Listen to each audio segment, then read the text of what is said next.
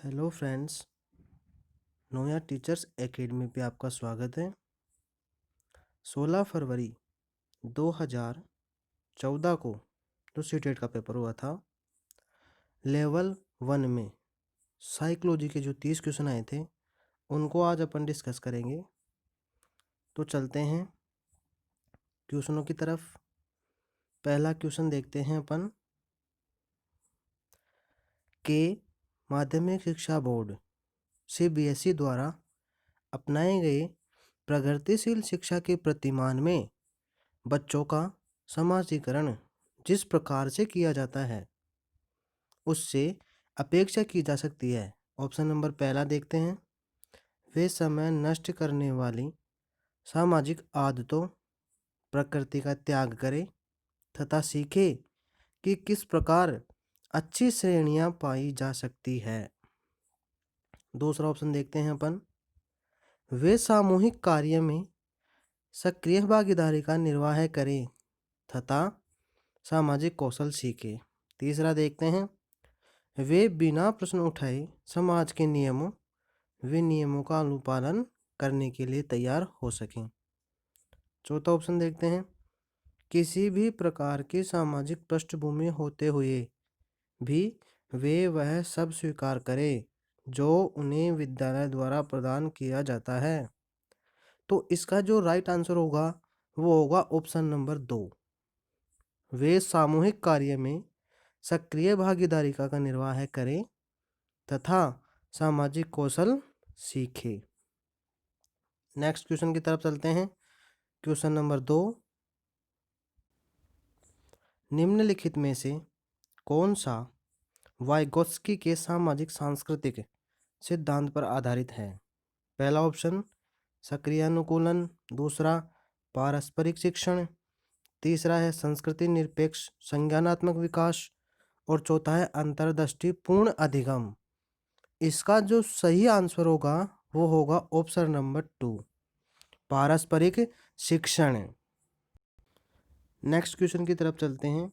Question number 3, एक शिक्षिका अपनी कक्षा से कहती है सभी प्रकार के प्रदत्त कार्यों असाइनमेंट्स का निर्माण इस प्रकार किया गया है कि प्रत्येक विद्यार्थी अधिक प्रभावशाली ढंग से सीख सके।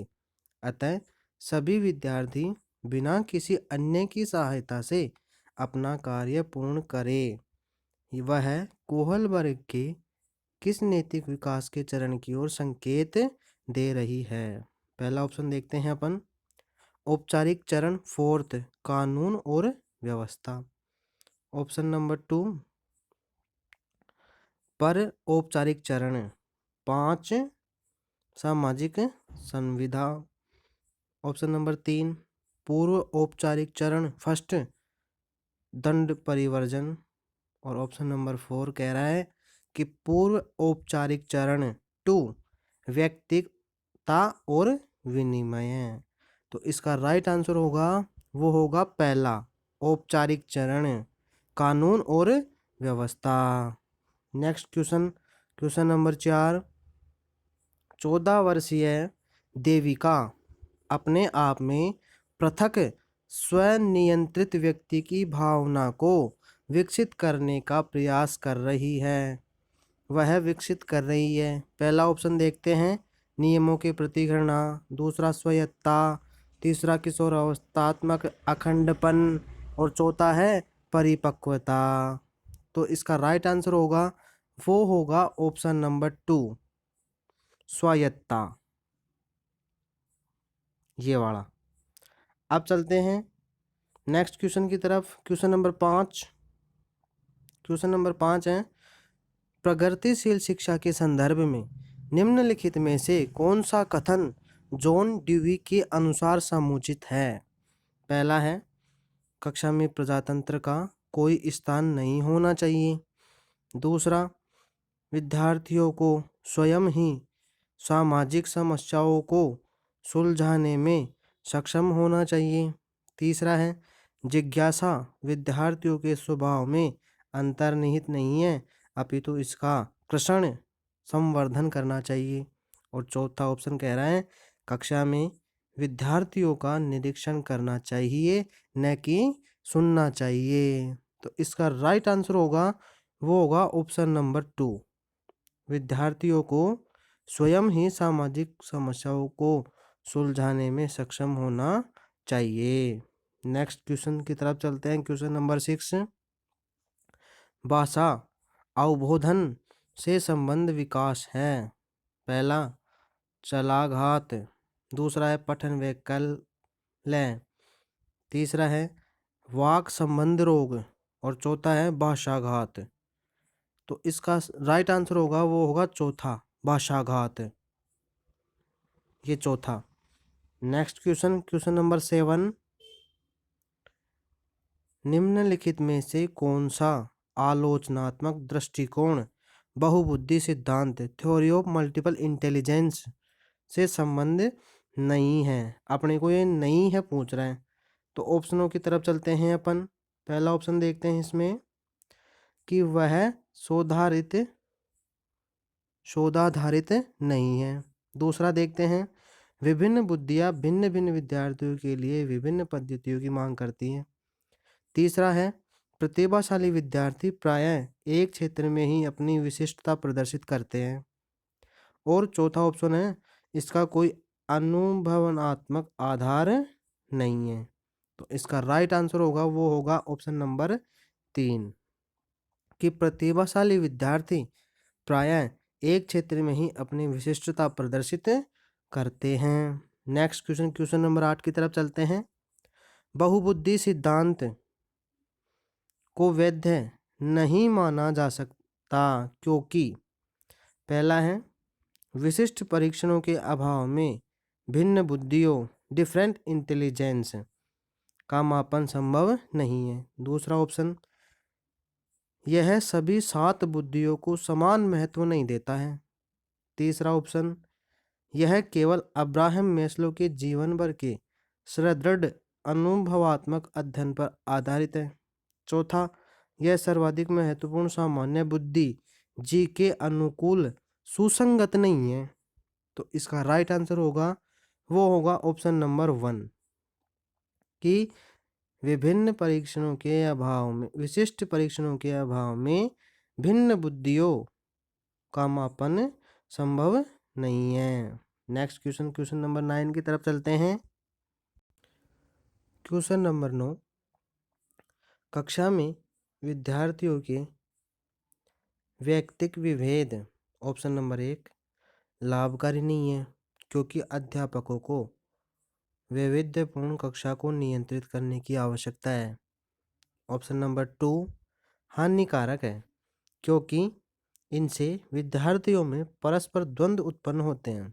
तीसरा ऑप्शन देखते हैं, अनुपयुक्त है क्योंकि ये सर्वाधिक मंद विद्यार्थियों की स्तर तक पाठ्यचर्या के स्थानांतरण की गति को कम करते हैं। ऑप्शन नंबर 4, लाभकारी है क्योंकि ये विद्यार्थियों की संज्ञानात्मक संरचना को खोजने में अध्यापकों को प्रवृत्त करते हैं।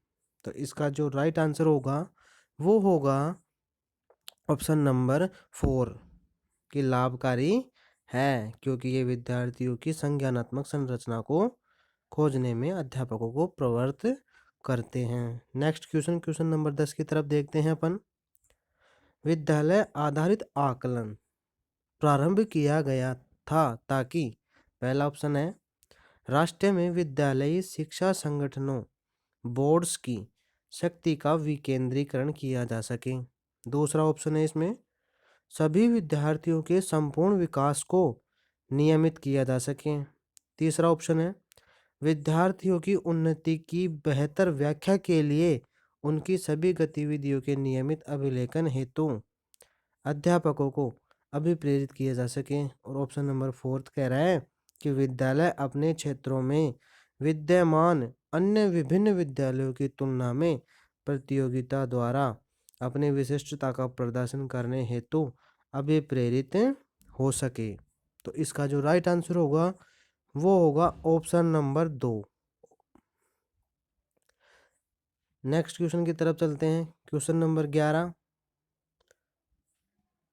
निम्नलिखित में से कौन सा एक अन्य विकल्पों से संबंध नहीं है? ऑप्शन नंबर 2 पहला देखते हैं अपन, प्रश्नोत्तर सत्रों को संगठित करना। दूसरा है किसी विषय पर आधा विद्यार्थियों की प्रतिक्रिया को लेना। तीसरा ऑप्शन है प्रश्नोत्तरी क्विज परिचालित करना। और चौथा है स्व आकलन के कौशल को प्रतिमानित करना। तो इसका जो सही ऑप्शन होगा वो होगा ऑप्शन नंबर 4, स्व आकलन के कौशल को प्रतिमानित करना। नेक्स्ट क्वेश्चन 12 की तरफ चलते हैं। निम्नलिखित में से कौन सा प्रश्न अपने विशिष्ट क्षेत्र से ठीक तरह से मिला हुआ है?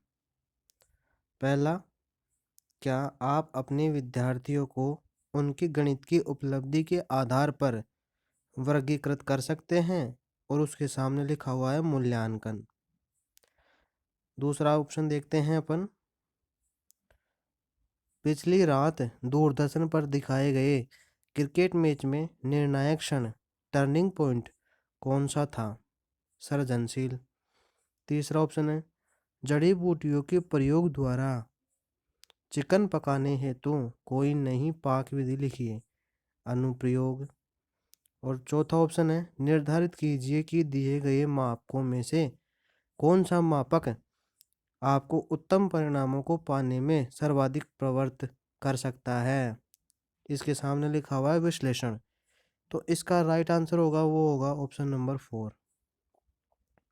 नेक्स्ट क्वेश्चन की तरफ चलते हैं। क्वेश्चन नंबर 13, निम्नलिखित में से कौन सी सर्वाधिक प्रभावकारी विधि हो सकती है जो आपकी इस अपेक्षा को पूरी कर सके कि वंचित विद्यार्थी अपनी भागीदारी द्वारा सफल हो सके? पहला ऑप्शन है इसमें, आप उनकी सफलता हेतु उनकी क्षमता में विश्वास को अभिव्यक्त कराएं। दूसरा है पढ़ाए जाने वाले विषय में आप अपनी रुचि विकसित कर सकें। और तीसरा है अपने लक्ष्य को महसूस करने के लिए बच्चों की अन्य बच्चों से प्रायः तुलना करते रहना। और चौथा ऑप्शन कह रहा है इस बात पर बल देना कि आपकी उनसे उच्च अपेक्षाएं हैं। तो इसका राइट आंसर होगा वो होगा ऑप्शन नंबर 1, कि आप उनकी सफलता हेतु उनकी क्षमता में विश्वास को अभिव्यक्त करें। क्वेश्चन नंबर 14 की तरफ चलते हैं। निम्नलिखित में से कौन सा विकासात्मक विकार का उदाहरण नहीं है? पहला है आत्मविमोह ऑटिज्म। दूसरा है प्रमस्तिष्कघात। तीसरा है पर अभिघातज तनाव। और चौथा है न्यून अवधान सक्रिय विकार। तो इसका राइट आंसर होगा वो होगा ऑप्शन नंबर 3, पर अभिघातज तनाव। नेक्स्ट क्वेश्चन, क्वेश्चन नंबर 15, बहुशिक्षण शास्त्रीय तकनीकें, वर्गीकृत अधिगम सामग्री, बहु आकलन तकनीकें तथा परिवर्तनीय जटिलता एवं सामग्री का स्वरूप निम्नलिखित में से किससे संबंध है? ऑप्शन नंबर पहला सार्वभौमिक अधिगम प्रारूप, उपचारात्मक शिक्षण, विभेदित अनुदेशन, पारस्परिक शिक्षण। तो राइट आंसर होगा वो होगा 3 नंबर, विभेदित अनुदेशन। क्वेश्चन नंबर 16, निम्नलिखित में से प्रतिभाशाली अधिगमकर्ता के लिए क्या समुचित है? पहला ऑप्शन, वे अन्य को भी कुशल प्रभावी बनाते हैं तथा सहयोगी अधिगम के लिए आवश्यक है। दूसरा ऑप्शन, वे सदैव अन्यों को नेतृत्व करते हैं तथा कक्षा में अतिरिक्त उत्तरदायित्व ग्रहण करते हैं। और तीसरा है अपनी उच्च स्तरीय संवेदनात्मकता के कारण वे भी निम्न श्रेणी पा सकते हैं। और चौथा है बुनियादी तौर पर उनकी मस्तिष्कीय शक्ति के कारण ही उनका महत्व है।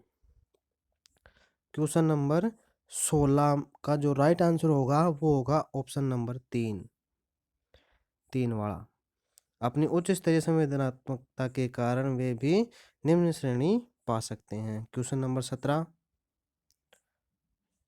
विद्यालय में समावेशन मुख्यतः केंद्रित होता है। पहला है विशिष्ट श्रेणी वाले बच्चों के लिए सूक्ष्म अति सूक्ष्म प्रावधानों के निर्माण पर। दूसरा है केवल निर्योग्य छात्रों की आवश्यकताओं को पूर्ण करने पर। और तीसरा है संपूर्ण कक्षा की कीमत पर निर्योग्य बच्चों की आवश्यकताओं को पूरा करने पर। और चौथा है विद्यालयों में निरक्षर अभिभावकों की शैक्षिक आवश्यकता पर। तो इसका जो राइट आंसर होगा वो होगा ऑप्शन नंबर 1, पहला वाला। अब चलते हैं क्वेश्चन नंबर 18 की तरफ। बच्चों में सीखी गई निस्सहायता का कारण है। पहला ऑप्शन इस व्यवहार को अर्जित कर लेना कि वे सफल नहीं हो सकते। दूसरा ऑप्शन कक्षा गतिविधि के प्रति कठोर निर्णय। तीसरा ऑप्शन अपने अभिभावकों की अपेक्षाओं के साथ तालमेल न बना पाना। और चौथा अध्ययन को गंभीरतापूर्वक न लेने हेतु नैतिक निर्णय। तो जो इसका राइट आंसर होगा वो होगा ऑप्शन नंबर 1, ऑप्शन नंबर 1 वाला। ये नेक्स्ट क्वेश्चन की तरफ चलते हैं अपन। Question number 19। यदि एक विद्यार्थी विद्यालय में लगातार निम्नतर श्रेणी कार्य श्रेणी प्राप्त करती है तो उसके अभिभावक को उसकी सहायता हेतु परामर्श दिया जा सकता है कि पहला है वह अध्यापकों के घनिष्ठ संगति में कार्य करें। दूसरा है मोबाइल फोन चलचित्र कॉमिक्स खेल हेतु अतिरिक्त काल पर रोक लगाए। तीसरा है जो भली भांति शिक्षा नहीं ले पाए उनकी जीवन संबंधी कठिनाइयों का वर्णन करें। और चौथा है घर पर उनको परिश्रम पूर्वक कार्य करने पर बल दे। तो जो इसका राइट आंसर होगा वो होगा 1 नंबर कि वह अध्यापकों की घनिष्ठ संगति में कार्य करे। Next question 20।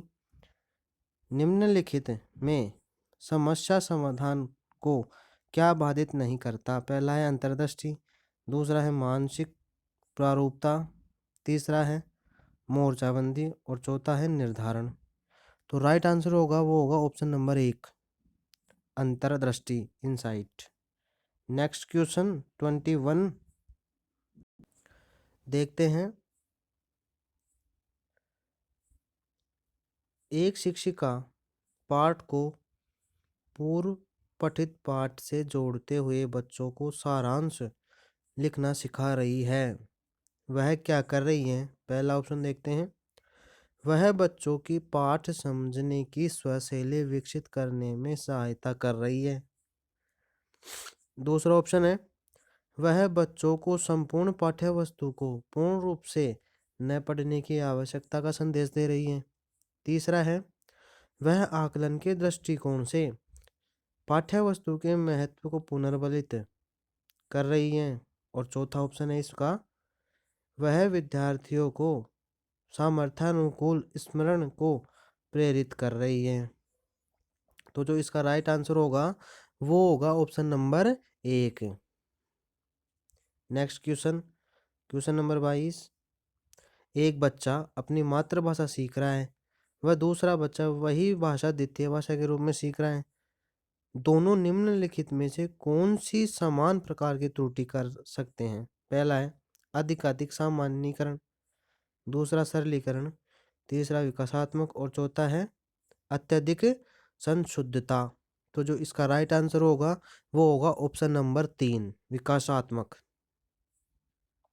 नेक्स्ट क्वेश्चन की तरफ चलते हैं।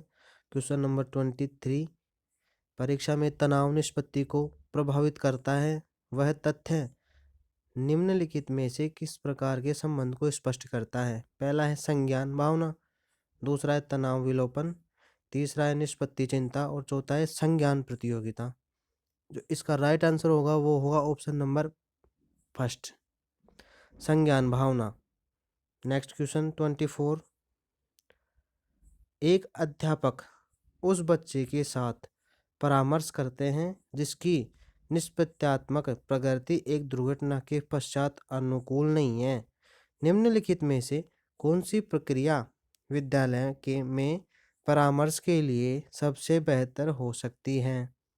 अपन ऑप्शन देखते हैं। इसका पहला ऑप्शन यह एक उपशामक उपाय है ताकि लोग अपने को आरामदायक महसूस कर सकें। दूसरा है, यह अपने विचारों द्वारा खोज करने हेतु लोगों में आत्मविश्वास का निर्माण करे। और तीसरा है, विद्यार्थियों को भविष्य के विकल्पों को चुनने हेतु यह एक अच्छा संभावित परामर्श है। और चौथा है, यह कार्य को केवल अनुभवी कुशल व्यावसायिक विशेषज्ञ से कराया जा सकता है। तो राइट आंसर होगा, वो होगा ऑप्शन नंबर 2।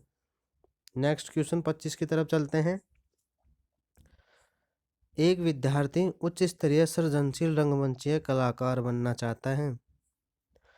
उसके लिए निम्नलिखित में से कौन सा उपाय सबसे कम प्रेरक है? पहला, राज्य स्तरीय प्रतियोगिताओं को जीतने का प्रयास करना ताकि छात्रवृत्ति पाई जा सके।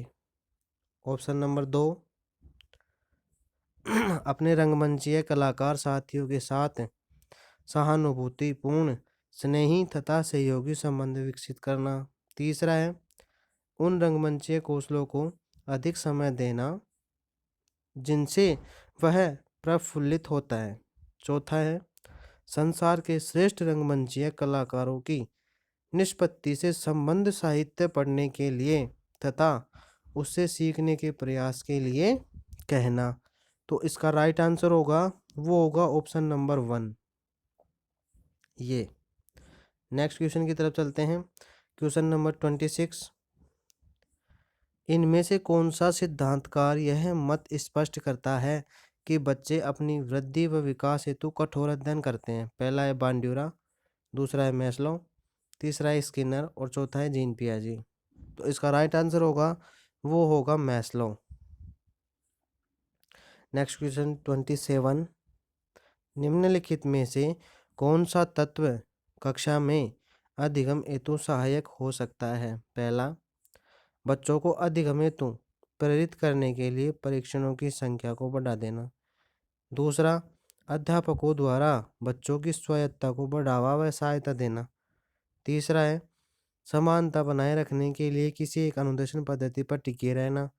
और चौथा है, कालांश की अवधि को 40 मिनट से बढ़ाकर 50 मिनट बढ़ा देना। इसका राइट आंसर होगा, वो होगा ऑप्शन नंबर 2, अध्यापकों द्वारा बच्चों की स्वायत्तता को बढ़ावा व सहायता देना। क्वेश्चन नंबर 28, परिपक्व विद्यार्थी, पहला ऑप्शन है, इस बात में विश्वास करते हैं कि उनके अध्ययन में भावनाओं का कोई स्थान नहीं है। ऑप्शन नंबर 2, अपनी बौद्धिकता के साथ अपने सभी प्रकार के द्वंद्वों का शीघ्र समाधान कर लेते हैं। तीसरा, अपने अध्ययन में कभी कभी भावनाओं की सहायता चाहते हैं। और चौथा है, कठिन परिस्थितियों में भी अध्ययन से विचलित नहीं होते हैं। तो पहला जो इसका राइट आंसर होगा, वो होगा ऑप्शन नंबर 3। नेक्स्ट क्वेश्चन 29, पूर्व विद्यालय में पहली बार आया बच्चा मुक्त रूप से चिल्लाता है। 2 वर्ष पश्चात वह बच्चा जब प्रारंभिक विद्यालय में पहली बार जाता है तो अपना तनाव चिल्लाकर व्यक्त नहीं करता, अपितु उसके कंधे व गर्दन की पेशियां तन जाती हैं। उसके इस व्यवहारिक परिवर्तन का क्या सैद्धांतिक आधार हो सकता है? तो पहला ऑप्शन देखते हैं, विकास क्रमिक प्रकार से होता है, विकास निरंतरीय होता है, अलग अलग लोगों में विकास की भी भिन्न रूप से होता है। और चौथा है, विभेद व एकीकरण विकास के लक्षण है। तो इसका राइट आंसर होगा ऑप्शन नंबर 4, विभेद व एकीकरण विकास के लक्षण है।